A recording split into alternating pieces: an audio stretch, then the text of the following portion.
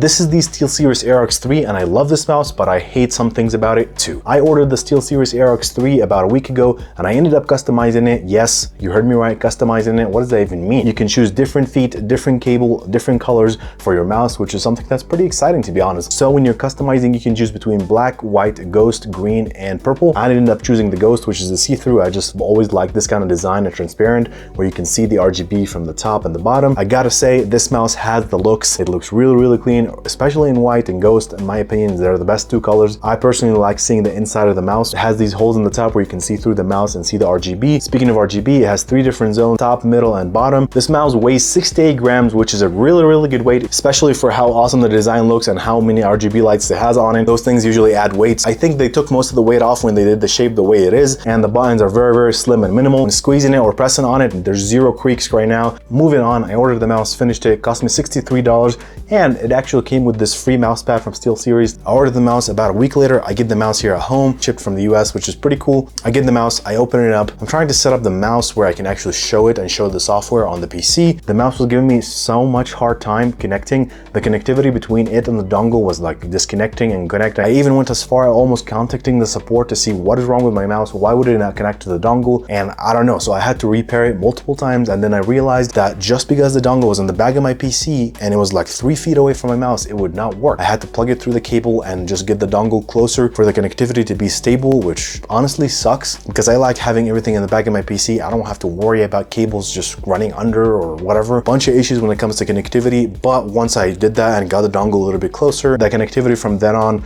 was pretty solid. I haven't had any issues while gaming or using it. It's never a good experience when you get a product and you open it and it's not working right away. It kind of takes away from the excitement. I don't know, do you guys understand what I'm trying to say? Moving on, the mouse itself has an incredible grip. The bottom of the mouse is a little bit thicker, so it's kind of like a big booty, you know? When you're holding it, you can see like it's really nice grip. I personally like that because then I feel I have a better grip on the mouse.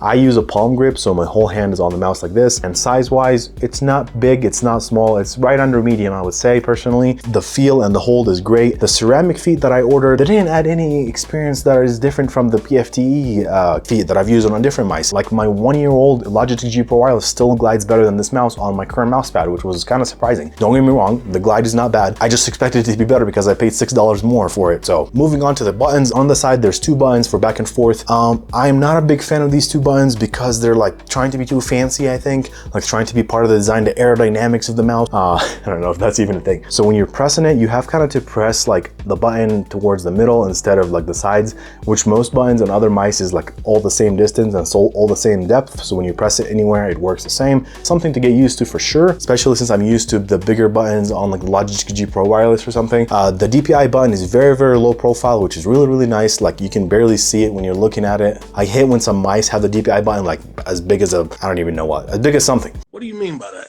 The scroll button is pretty cool. It has this texture on it that makes it feel a little more grippy when you're, using the scroll button. When it comes to clicks, these are golden micro IP54 switches. Honestly, I really like the way they sound. This is my personal preference. They feel very crisp, and this is how they sound on my microphone.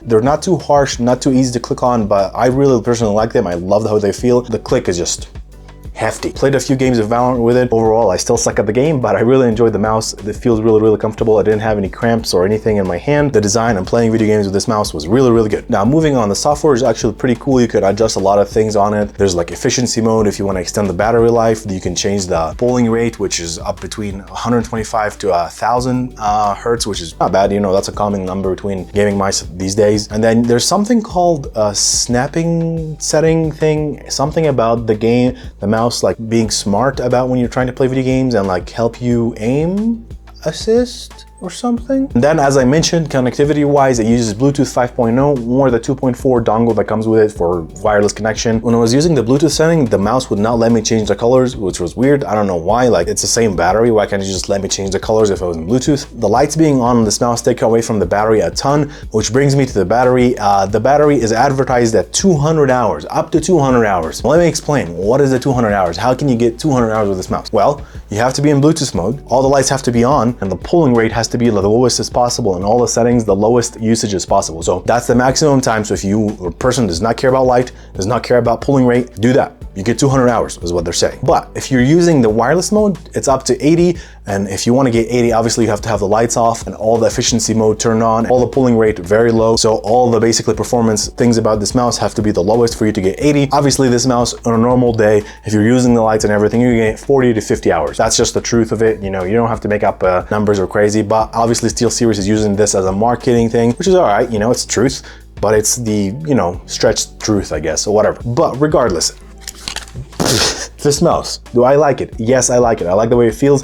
Do I have a bad opinion of how it started? Yes, I hate that it gave me a ton of trouble to connectivity, but now that it's working, I really, really like it. I'm gonna be using it for the next month or so. And I'll let you guys know, keep in mind, I bought this mouse with my own money. SteelSeries did not exchange any money with me or send me anything to review this. I just wanted to check out this mouse myself. So yeah, please leave a like and subscribe to this channel so we can buy more crap and review it for you guys. I would say for $99, this mouse is not worth it, but if you can find it on sale for $80 to $60, highly recommended. I would probably compare it to the glorious Model O wireless. That's like the closest mouse I can think of. That was it for the SteelSeries Aerox 3. Let me know what you guys think. Do you like this mouse and should I give it away? That's a good question. Let me know down below in the comments. If you want me to do that, make sure you subscribe, like this video, and comment that you want me to do that.